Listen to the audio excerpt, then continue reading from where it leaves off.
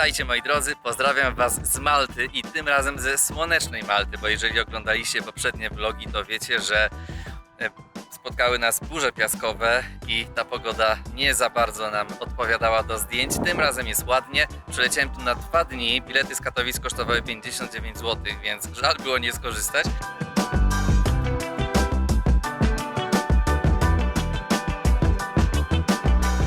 Jestem właśnie w miejscu, które na Malcie zrobiło na nas najgorsze wrażenie ze wszystkich, czyli Blue Lagoon. To takie miejsce, które każdy będzie chciał Wam wcisnąć, żebyście tu przypłynęli w zasadzie. No ale ja jeszcze nie zrobiłem tutaj nigdy ujęć z drona, dlatego specjalnie tu przypłynąłem, żeby to poprawić. Grzeje słońce, dobrze, że wziąłem ze sobą trochę wody. No i zobaczcie w ogóle, jak to miejsce wygląda. No dla mnie jest tak samo odpychające, jak wtedy, kiedy byłem tu ostatnio. Nie zrozumcie mnie źle. Comino to jedno z najpiękniejszych miejsc na całej Malcie, a błękit i lazur tutejszej wody są po prostu nie do opisania. Jednak przewija się tu, a w zasadzie przepływa tędy tak wielu turystów, że niektórych może to przytłoczyć i ja sam preferuję bardziej spokojne miejsca. Co nie zmienia faktu, że same widoki na Comino są po prostu obłędne.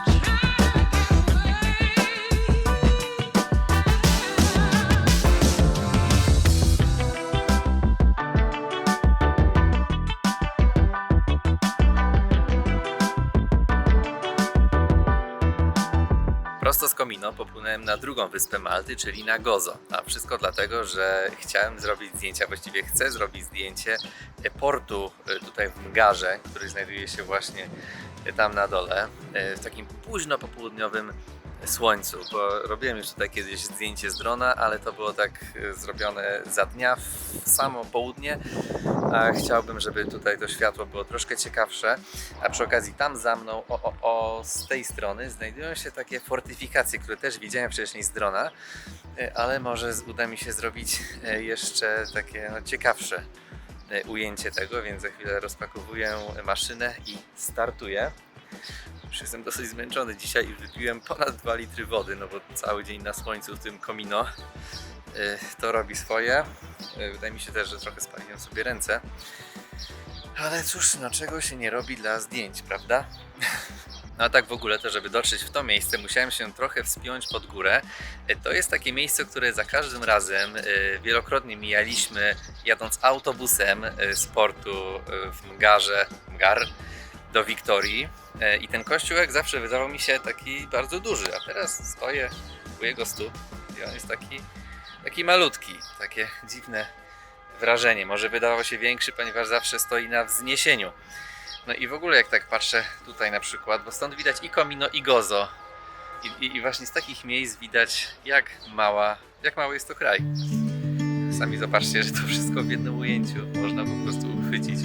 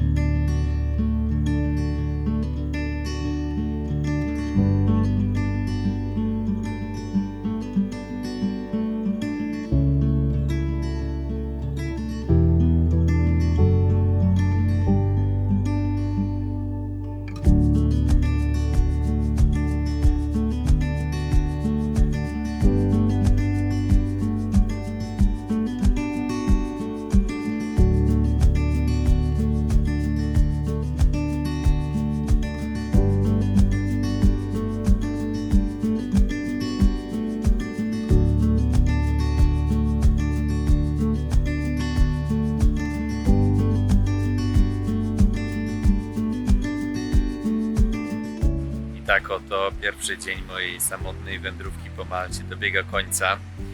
Zdążyłem na zachód słońca tutaj do Ghain Tufieha. Tutaj znajduje się taki charakterystyczny półwysep. Nie wiem, czy można w przypadku tej formacji skalnej użyć tego słowa, ale znajduje się niezwykła rzeźba terenu. Co prawda kierowca autobusu nie zatrzymał się na przystanku, na którym miał się zatrzymać, i taksówkarz, którego zamówiłem na ten przystanek, na którym kierowca autobusu się nie zatrzymał, trochę się pogubił, no ale dotarłem tutaj tak, że jeszcze powiedzmy 10 minut tych promieni słońca mogłem złapać. Polatałem dronem i nie mogłem się opanować, po prostu wskoczyłem do wody. Zmyłem z siebie zmęczenie całego dnia chyba, bo naprawdę ten upał dzisiejszy jednak, może tego nie było po mnie widać tak na filmie, ale dał mi się jednak we znaki, więc dobrze się było schłodzić tak na koniec dnia. A poza tym jest to bardzo sympatyczne miejsce, jak widzicie za moimi plecami. Polecam, chciałbym tutaj wpaść jeszcze mając więcej czasu, no i oczywiście mam nadzieję, że kiedyś się to uda.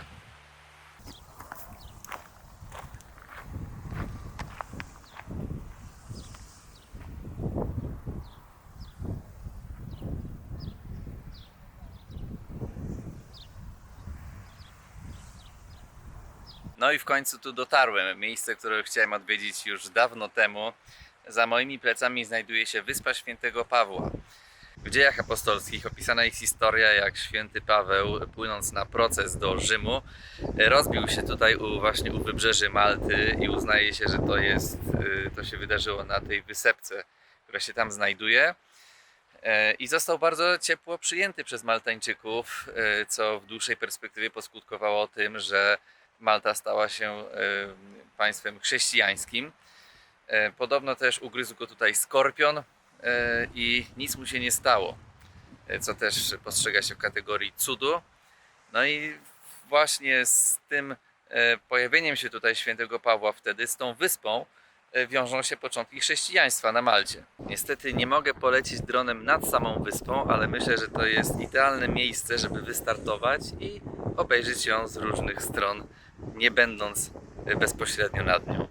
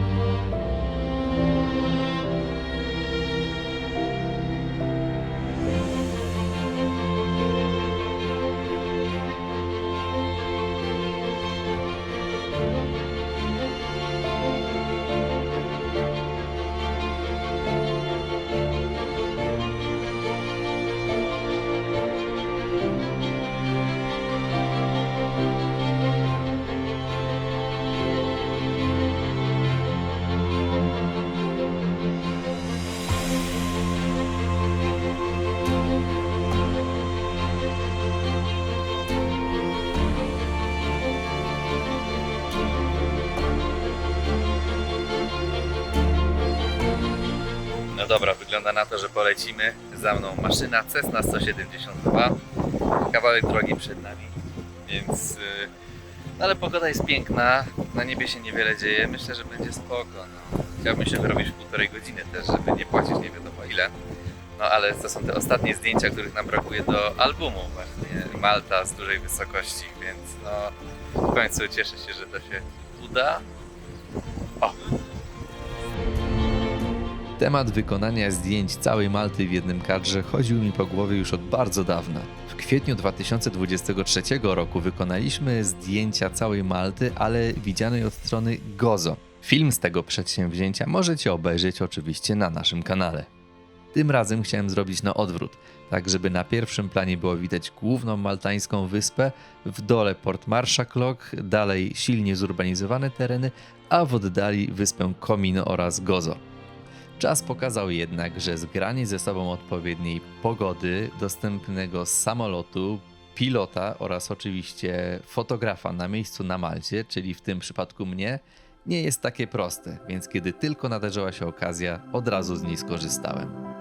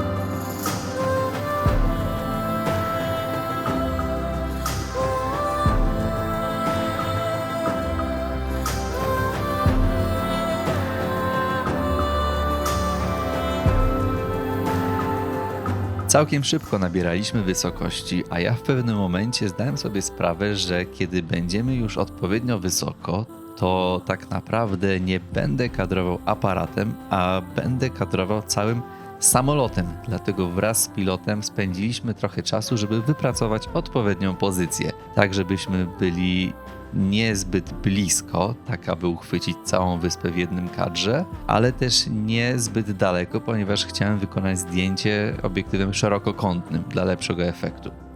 Ostatecznie fotografia, która najpewniej znajdzie się w albumie, została wykonana na ogniskowej 19 mm i jestem z niej bardzo dumny.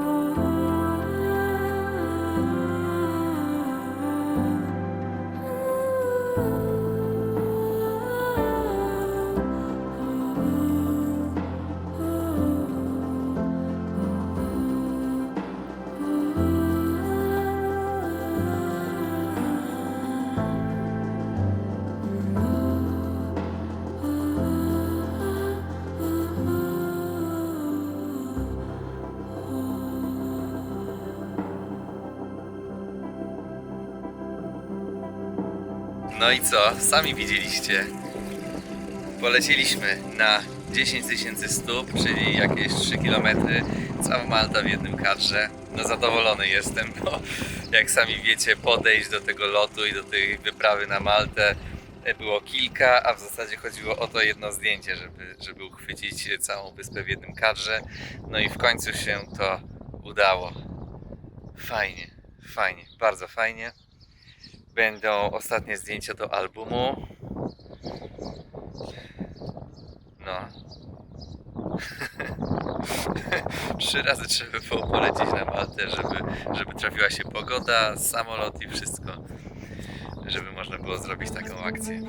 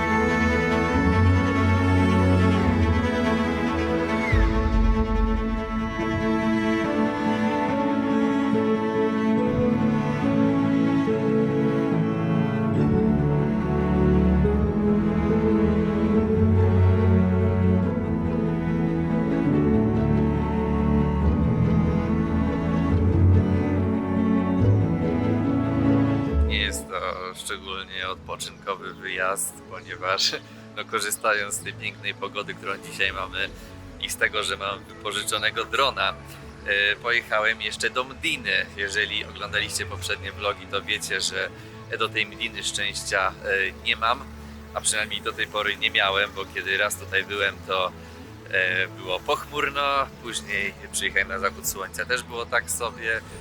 Ostatnio jak byłem w Mdinie o zachodzie słońca też było kiepsko. Teraz w końcu się udało i to naprawdę takie golden hour, że nawet mi szczęka opadła, bo jak skierowałem drona w stronę Gozo, to okazało się, że tam jakieś takie mgiełki się pojawiły między Comino a Gozo. Nad nimi jakby wyrasta wyspa i jej architektura. No wygląda to kosmicznie, zresztą zaraz sami to zobaczycie albo przed chwilą zobaczyliście, więc no warto było tu przyjechać. No i jeszcze chcę wykorzystać resztki baterii, żeby nagrać trochę ujęć zachodu słońca, ale w bardziej zurbanizowanym terenie.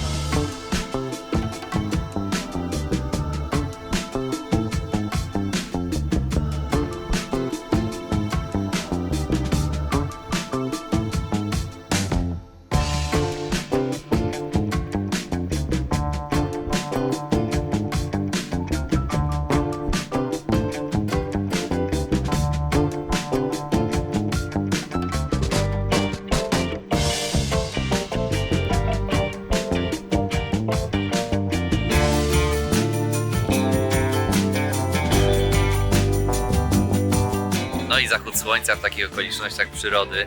Tam za moimi plecami chyba odbywa się jakieś wesele, bo jest niezła impreza i nawet ludzie tutaj wokół tańczą. A to widok na Valettę. Piękną Valettę.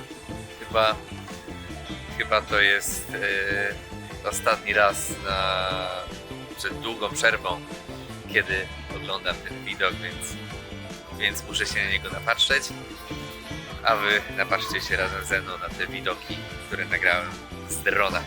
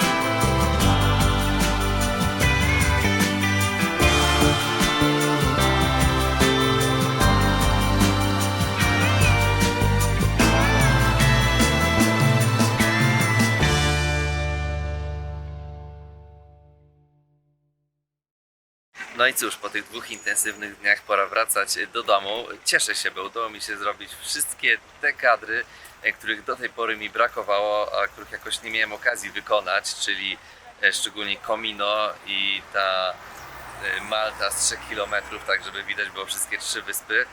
Więc wracam do Polski zadowolony. No i w zasadzie mam już cały materiał do albumu Malta from the Air. Zostały prace redakcyjne, została selekcja zdjęć, no bo teraz pojawiają się nowe, więc znowu trzeba będzie niektóre, że tak powiem, poselekcjonować, powybierać, ale mam nadzieję, że to pójdzie dosyć sprawnie. No i co, jak zawsze żal się rozstawać z Maltą, ale czasem trzeba. Na szczęście, a może na nieszczęście, nie wiem, dla mnie na szczęście. Samolot jest opóźniony o godzinę, więc mogę się godzinę dłużej wygrzewać tutaj na słońcu. Co prawda wolałbym to robić na plaży, no ale lepsze to niż nic, prawda?